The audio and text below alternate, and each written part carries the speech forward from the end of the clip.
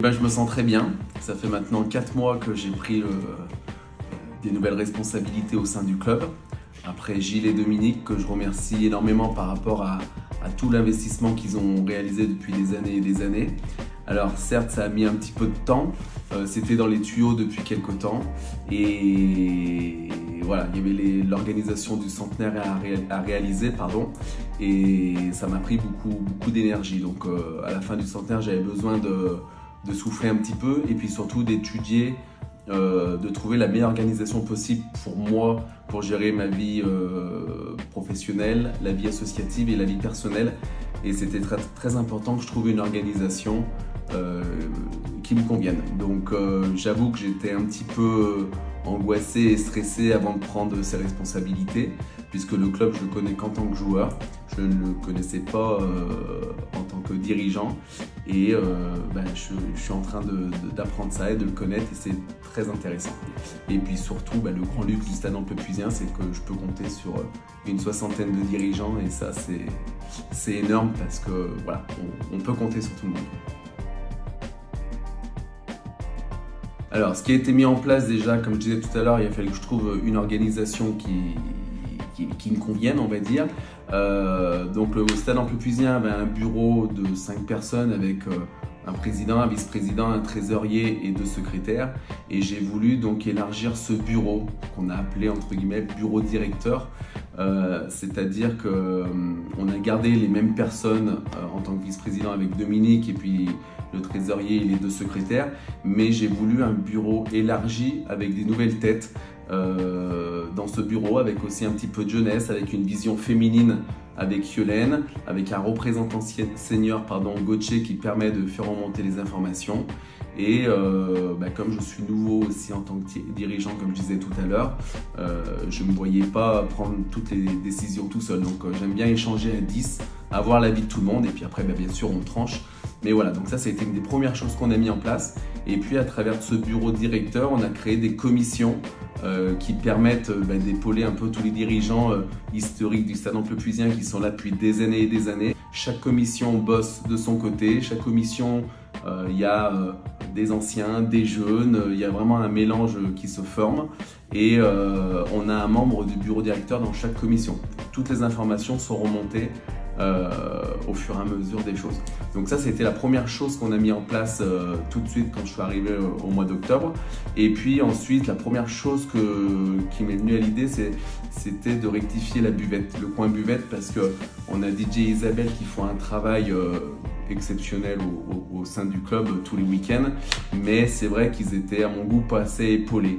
Et puis les parents, quand ils venaient voir leurs enfants, leur demandaient de tenir la buvette, et à mon goût, c'est pas le rôle des parents de tenir une buvette quand ils viennent voir un match et pour voir leur enfant sur le terrain. Donc on a trouvé Christine Girard et Thomas Julin qui sont venus épauler DJ et Isabelle, et puis surtout on a l'investissement des seniors et des féminines qui viennent nous aider les samedis. Donc ça permet de les faire entrer dans la vie du club, ils jouent le jeu, tout le monde joue le jeu, et du coup voilà, ça libère les dirigeants, ils n'ont plus à gérer ça, et ils sont concentrés sur leur match, et c'est parfait. Donc ça a été la première chose que j'ai mis en place. Les objectifs pour les seniors pour la deuxième partie de saison, l'équipe 3, c'est de continuer tout le bon travail que fait Arnaud, parce que l'équipe 3 est en tête. Ils ont un match très important la semaine prochaine, et c'est vrai que si on peut monter cette année, ça serait top, parce que ça permettrait de resserrer tous les niveaux. On voit que c'est un groupe qui vit très bien, il a réussi à emmener une cohésion, et c'est parfait, parce que vraiment on sent l'équipe 1, l'équipe 2, l'équipe 3 ont vraiment de l'engouement au niveau de l'effectif senior. Au niveau de l'équipe réserve, on a, je l'appelle le petit Max, mais Maxime Giroudon, qui depuis des années fait un travail exceptionnel au sein du club.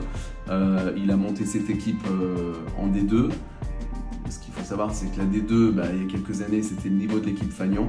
Donc non seulement il a monté l'équipe Fagnon en D2, mais je pense qu'il peut jouer un top 4 ou un top 5 cette année.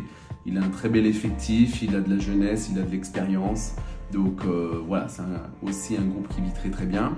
Et puis notre équipe première, donc l'objectif bien sûr c'est de rester en Ligue et de perdurer l'équipe Fagnon en Ligue pendant le maximum d'années qu'on peut, et on travaille là-dessus auprès du club pour développer la jeunesse afin qu'ils arrivent et qu'ils aient le niveau Ligue. Et l'équipe Fagnon donc, a un match très important ce week-end contre le co-leader, les Algériens du Chambon-Faugerolles. C'est un match après une coupure, après une trêve. Bon, est-ce qu'on les prend au bon moment? Je sais pas. Mais en tout cas, je sais qu'on va répondre présent dimanche.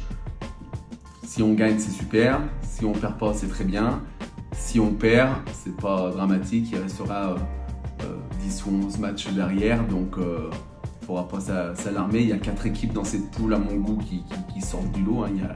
Il y a au Lyonnais, il y a les Algériens du Chambon-Faugerolles, il y a Saint-Galmier et puis le Stade Amplefusien. Donc voilà, on sera présent. Je pense qu'on va être attendu aussi par rapport à la phase aller. Donc à mon avis, cette deuxième partie risque d'être un petit peu plus compliquée. Mais on va être présent et puis je pense qu'ils peuvent écrire l'histoire du Stade Amplefusien. Ça sera un moment historique de monter en R2. On le dit pas trop, voilà. C'est dans un coin de la tête, mais voilà, on prend match après match. Oui, donc on a toujours notre équipe féminine senior avec Babar, Nicolas et Clément qui font du très bon travail. Cette équipe féminine a la prise en senior, pas de souci. Et puis maintenant on a la catégorie jeune, on a créé une équipe féminine en jeune avec en tête de liste Yolène qui est revenue au club et qui est très importante, bien épaulée de Candice, de Laura.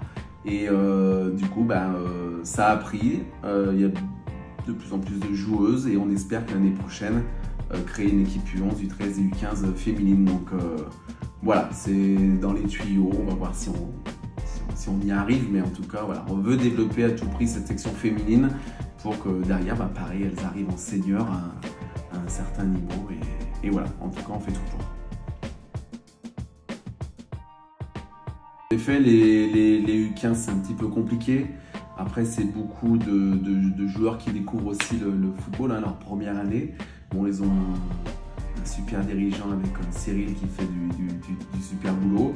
Bon, l'objectif par la suite, c'est de gonfler les effectifs pour qu'on ait une équipe 1 et une équipe réserve et qu'on arrive à monter les niveaux. Les U17, pour l'instant, sont pas trop mal placés. Jouer les premiers rôles, ça risque d'être compliqué. Le maintien, il est pratiquement assuré. Pareil avec Fabien qui a une connaissance du football parfait.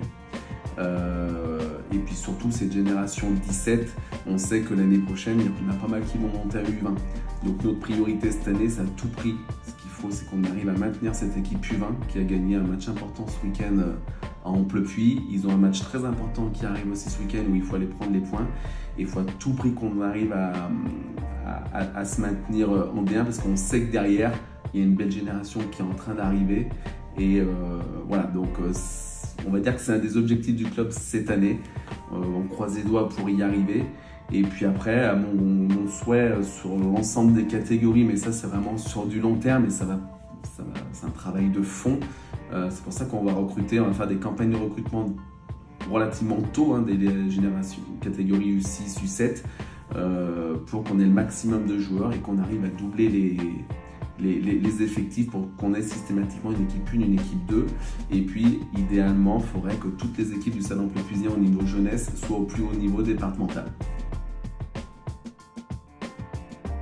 Alors, au niveau organisation du club, le grand changement qui vient d'arriver, c'est le minibus.